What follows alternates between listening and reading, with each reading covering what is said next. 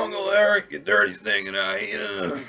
Eric Bischoff might be a hyena in the eyes of Bret Hart, and that hyena is going to feast on this old, depressing, doesn't have an effing clue carcass. Welcome back, guys, to Fog Wrestling, and someone has finally called Bret the Shitman Hart out on his crap. I'm sick of Bret Hart being so depressing, sick of Bret Hart literally being so miserable. The guy's never got anything positive to say, and Eric Bischoff, I guess, has had enough. Bret Hart, in the latest Who Killed WCW documentary, was being critical of the company, and he described Eric Bischoff as, quote, Hulk Hogan's puppet, unquote, which I think is very disrespectful. But Eric Bischoff has had a great career in wrestling, and I think to simply just refer to him as Hogan's puppet,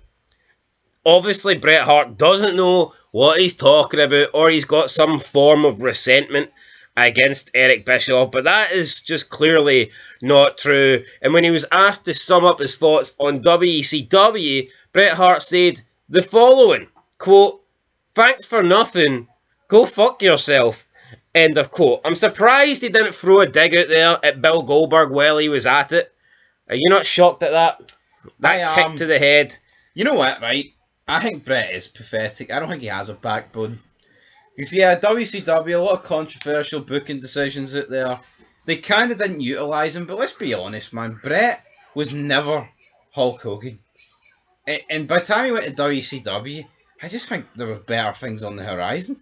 That's just the fucking honest truth. Yeah, there was better things on the horizon in WWF, so I don't know why he thought it was going to be any different. Yeah, but back to my point. WWF fucking screwed him. Right? And then the whole thing with Owen happened. And then what happened in 2010? He fucking sold it.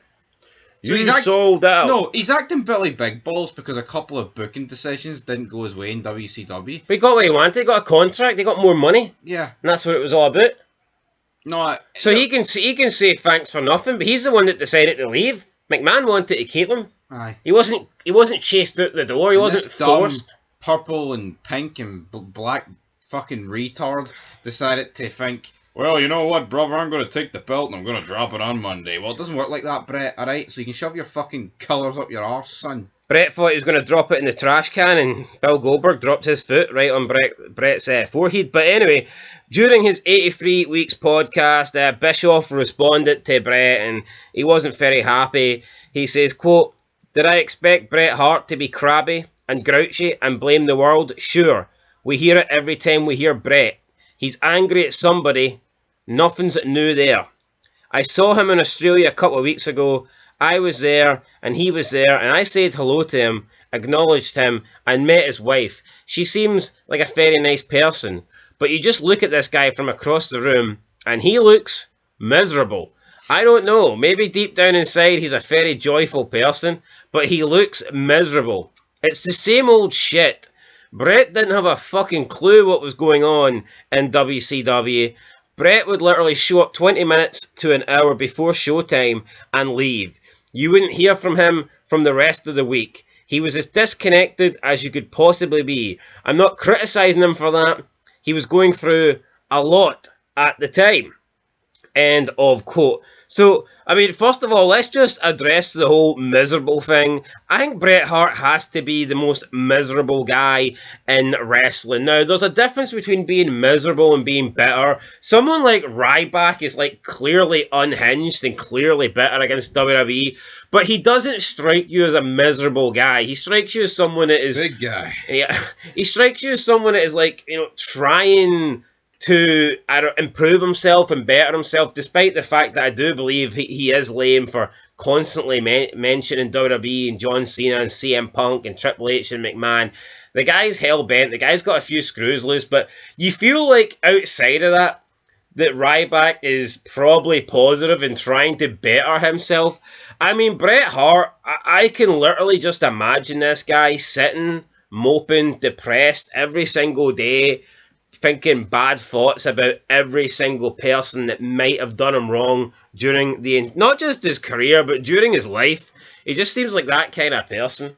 he's a sad man, and you know what? If he's watching modern day wrestling, I don't fucking blame him. Well, he did say wrestling's the worst it's ever been in 2024. I mean, if we look at the late 90s, did anyone have it much worse than Bret Hart? No, I mean the late 90s weren't very good for him. Obviously, lost a lot of family members, and that kick that pretty much ended his career. He talks about a lot of money being left on the table, and that Goldberg should have paid him money. He even wanted money for Goldberg after Goldberg went to Saudi Arabia to wrestle The Undertaker. I'm kind of wishing Goldberg actually gave Bret some money just to shut him the fuck up. Like, seriously, why can't Goldberg say to Bret, look, let's whip out a contract. How much will it take for you to never mention my name in the kick again? NDA. No, but like, seriously, would that not be a good idea if Goldberg could do that? Yeah, but back to the Goldberg shouldn't have to pay him fuck all. It was Bret's own fault. He continued wrestling after he got concussed. That's his own fucking fault. Didn't need to. Yeah, Bret talks a good game about that, about how Goldberg should have paid for his like loss of earnings and all this stuff. I mean, Goldberg has apologised. Goldberg has said sorry. There's not much more Goldberg can do. And then you look at Owen Hart, who never actually reached out to Austin when he broke his neck. Yeah. Like, I mean, everybody that called Austin and spoke to Austin, Owen Hart should have been the first guy, and he never did. Partly because he felt embarrassed that he did a move that injured Austin. That's like some kind of heart shit where they think, how could I possibly mess up the move? I'm too good to do that, therefore I can't acknowledge it. And let's actually compare the two, right? Owens was fucking 100 times worse than Goldberg's. Yeah, Owen... A sloppy kick is way worse than dropping someone on their fucking... Owen... is not as bad as dropping someone on their neck. Owen could have literally paralysed Austin. See that kick? Killed him? It was a little bit of a stiff kick, but... I mean, 99 times out of 100, that kick happens, and it's like, that was a bit sore, and you shake it off and you move on. Yeah. It just so happens Bret Hart was unfortunate. Yeah, but let's go back to, he lost people, right? Obviously, Bulldog, Owen, a lot, he has lost a lot of people, but, I mean, look at fucking Chavo Guerrero. He had a rough mid-2000s. Rey Mysterio, rough mid-2000s. Jericho, because they were close with those two. And they're not the only ones, right? But they've moved on. They don't seem like bitter. And I thought when Bret came back in 2010, I thought that was the hatchet buried. You would be led to believe that him coming back, they'd put everything in the past. He's a weird fucking guy, though, right? That he holds so much resentment towards Goldberg for a move, but is completely buried the hatchet with Shawn Michaels and Vince McMahon. But has he, though? I'd say he has. As soon as McMahon and those allegations, he was coming out bashing McMahon. Every time he gets an opportunity to attack Triple H, he does. Yeah, but I didn't say Triple H. Well, I know, but McMahon, Triple H, may as well. Shite jobby, but McMahon shite, but... But anytime Goldberg has seen Bret in person, Bret hasn't said shit to him. Bret went back to WWE, took a paycheck in 2010, and I'm assuming he wasn't criticising Triple H and McMahon constantly backstage. I think it's the Hart way. You look at Owen Hart's wife, I think it's pathetic. But again, they're very, very bitter. Like, I mean, no, they are bitter, but I just don't fucking get Bret. I don't. The bitter there was, the bitter there is, and the bitter there ever will Owen be. didn't strike me that way. I didn't know the guy personally, but here, would the wrestling business have... Yeah, but you look at Owen and ribbing people, and like he took everything as a joke. I could honestly imagine Bret getting ribbed like but look at this. No, but I could imagine somebody ribbing Bret and him never speaking to them again. Aye, look, no, remember though when they whipped out Stu Hart in the crowd? Look how fucking depressing he looked. Yeah, I mean, I don't know, maybe it's I don't want to bury the dead, but he looked like the epitome of fucking clinical depression. Maybe it's a heart thing. No, I think it's a heart thing. And look at the people that were trading up in the fucking dungeon. Dan the Beast 7. Cretins like that. And on Raw. They're all weirdos. They're all mutants. That's what it fucking is. Yeah, so Bischoff firing back here.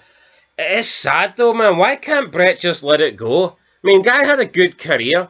You know, he's thought of by many as arguably the best to ever do it. Especially from a technical standpoint. No, but it's pathetic for Bret. The grass just isn't greener on the other side. You fucked up relations with WWE. You went to WCW. Right? You got paid a lot of money. They didn't particularly book you great, but they didn't fuck you over. You mean, yo, there was no. See, when he signs the deal with WCW, there's no fucking guarantees about what's going to happen. Droz spent the rest of his life until he died paralyzed in a wheelchair or one of those like electronic buggies, and I never recall Droz ever coming out and saying a negative word about D'Lo Brown. No.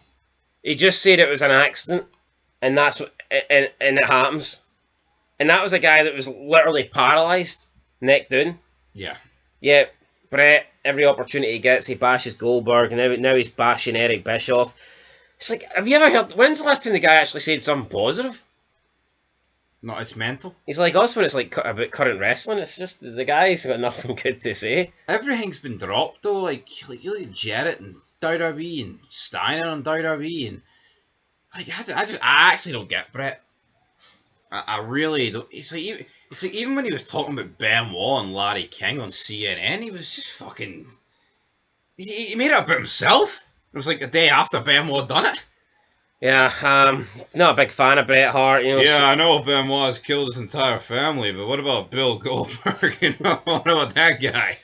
You know, just very self-entitled, very egotistical. I know that the second towers fell, but what about Bill Goldberg? He made me fall. Very bitter, very angry, and I don't think he's ever going to change.